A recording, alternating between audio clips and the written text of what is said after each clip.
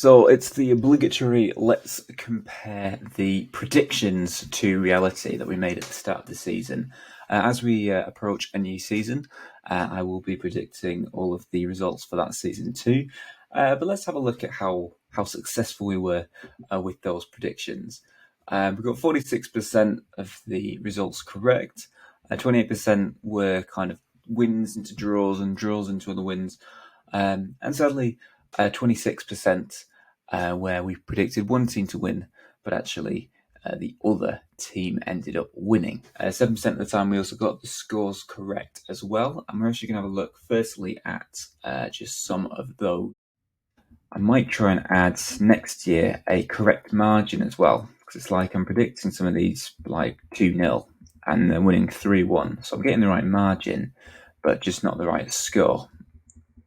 Looking at this one, because it was very much between, say, Leicester and Everton to stay up. In fact, Leeds were also in the fight as well, and Leeds needed to win, need the other two teams to lose to survive. And actually, interestingly, at the start, I predicted all three of them to win, not knowing that they'd all end up in that situation. In fact, I didn't predict for Everton, Leeds, or Leicester to be kind of in the relegation zone. Something that people don't normally look at is the home and away table, looking at which teams were best at home, which teams were better away, and that. As we can see, Arsenal had the best away performance in the league.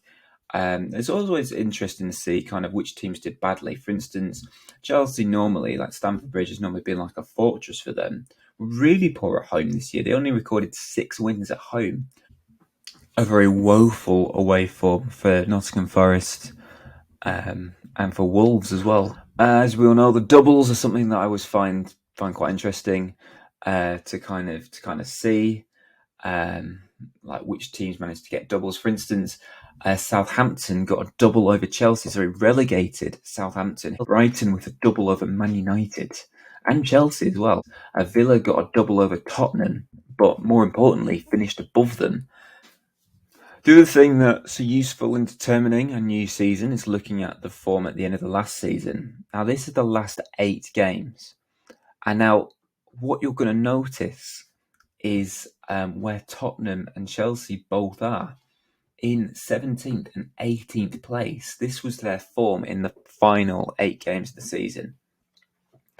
Now, both teams have recently got new management. I think Chelsea will pick up and they'll be up there again. Tottenham, I think, well, they won't finish as low as 17th, but I think I'm sceptical that they'll break into the top 7. Maybe. Brentford as well were really strong finishers too, and Liverpool as well. Maybe looking at a resurgence for next season. I did predict them to win the league in my predictions video, and that was wrong.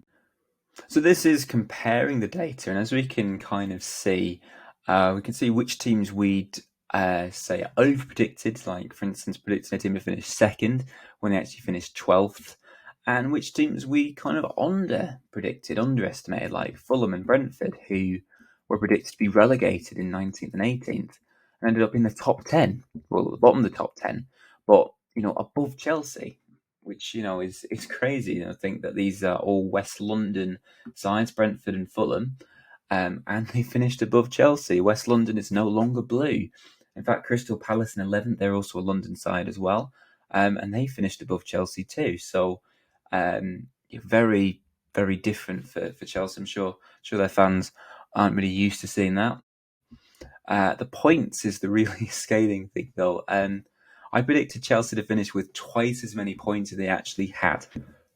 The goal difference, we predicted that Fulham would have a very strongly negative goal difference, -55, when actually they ended up with a positive goal difference.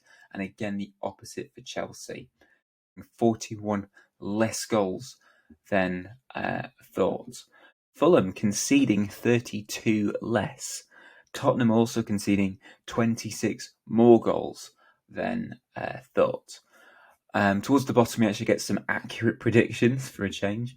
And when we go on to next season's predictions, I'm sure we'll have some more. So going off into the final reflections, I think it's worth looking at the fact that we've got 3 new clubs in the Champions League. Well, I say that. I mean, Man United were only a season out. But Arsenal, 6 seasons out, last time in the Champions League was in the 2016-17 season. I don't think any Arsenal fans listening will want to be reminded of the scoreline they lost to in their last Champions League appearance. It might have been in the double digits though. But in all seriousness, it would be excellent to see Arsenal back in the Champions League. But what I'm so excited about is seeing Newcastle back there in the Champions League. After 20 seasons, Newcastle are back in the big time.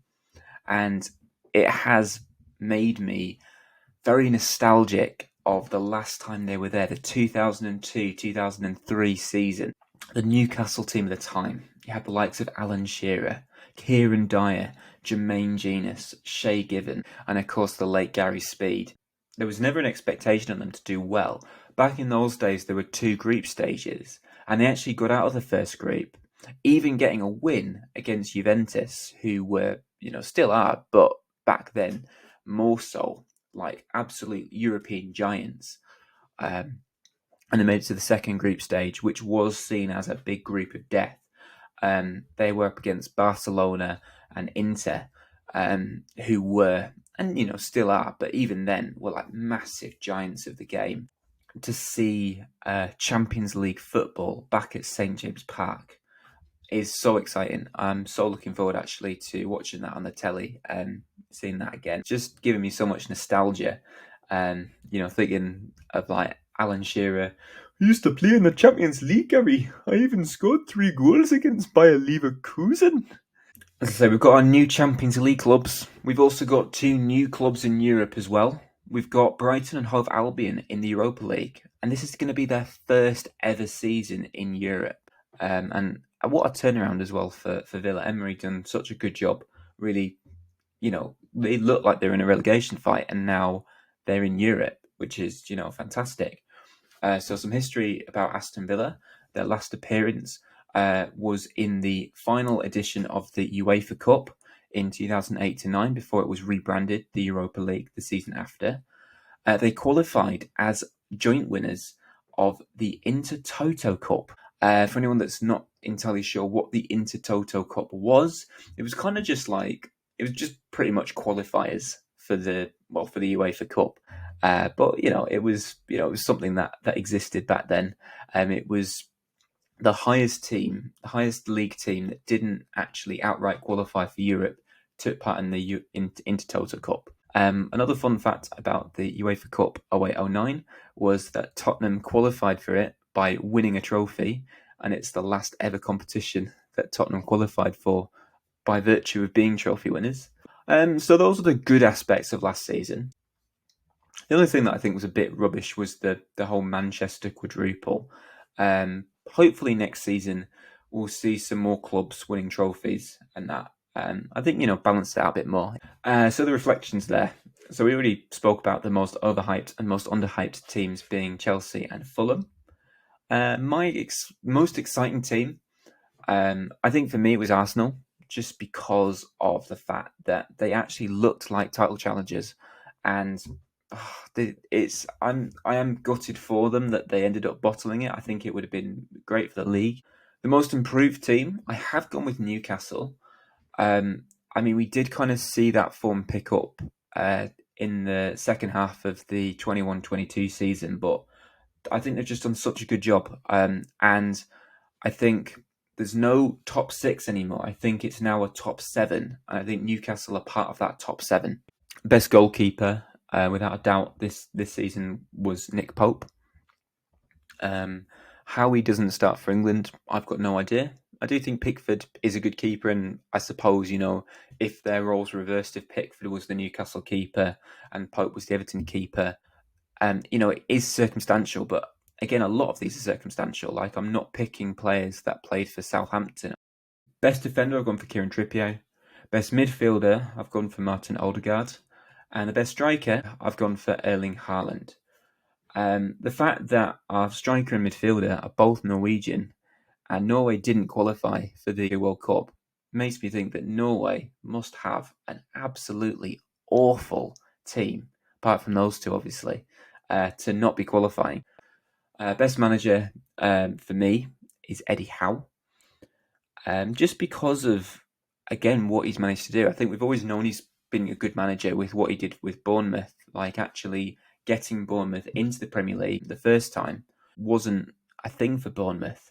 And, done the same thing for Newcastle. Like Newcastle, until recently, looking like a championship team in the Prem, now looking like a Champions League team in the Prem. Finally, my favourite moment, I think it had to be Villa beating Brighton on the last day because of what it meant. It meant that Tottenham was stuck in 8th place. But yeah, anyway, that's the reflections on 22-23. Join me tomorrow for my predictions for 23-24.